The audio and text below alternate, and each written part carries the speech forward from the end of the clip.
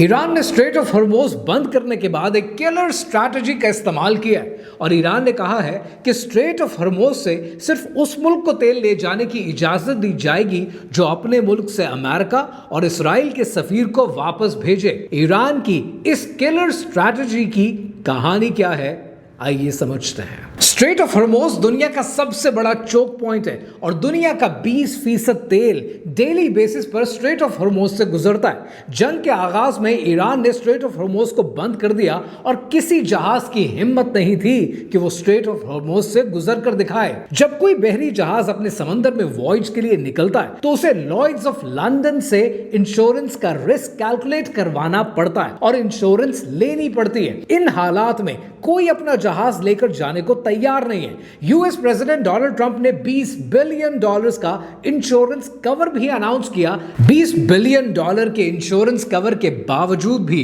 कोई कप्तान अपना जहाज आगे नहीं लेके जाना चाहता, यहां तक के पायरेट्स ऑफ द कैरिबियन का जैक स्पैरो भी। ईरान की ये स्ट्रेटेजिक मूव किलर इसलिए है कि उसके दो आउटकम्स बनते हैं। या तो मुल्क अपने मुल्क से सफीरों को वापस भेजेंगे और अपने सफारती ताल्लुकात खत्म करेंगे, जो कि बहुत बड़ा धचका है अमेरिका के लिए भी और इजराइल के लिए भी, जो अपने अब्राहम एकॉर्ड्स पूरी दुनिया में इंट्रोड्यूस करना चाहता है। और अगर मुल्क ऐसा नहीं करेंगे तो उनकी आवाम को एक सिग्नल जाएगा कि हमारे मुल्क के लीडर्स अमेरिका और इसराइल को राजी करने के लिए हमें तेल की किल्लत से गुजारना चाहते हैं और यहां से उन मुल्कों की आवाम के अंदर ईरान की सॉफ्ट पावर क्रिएट होगी। और सॉफ्ट पावर वो कॉन्सेप्ट है जो जोसेफ नाई ने इंट्रोड्यूस किया था कि हर मुल्क चाहता है कि उसका इंप्रेशन बेहतर हो। एक तरफ यूएस प्रेसिडेंट डोनाल्ड ट्रंप अपने ही दामाद पर इल्जाम लगाते हैं उकसा कर जंग में भेजने का और दूसरी तरफ इसराइल का फेक स्टेट का फॉरेन मिनिस्टर कहता है कि ईरान के साथ अनलिमिटेड जंग नहीं चाहते।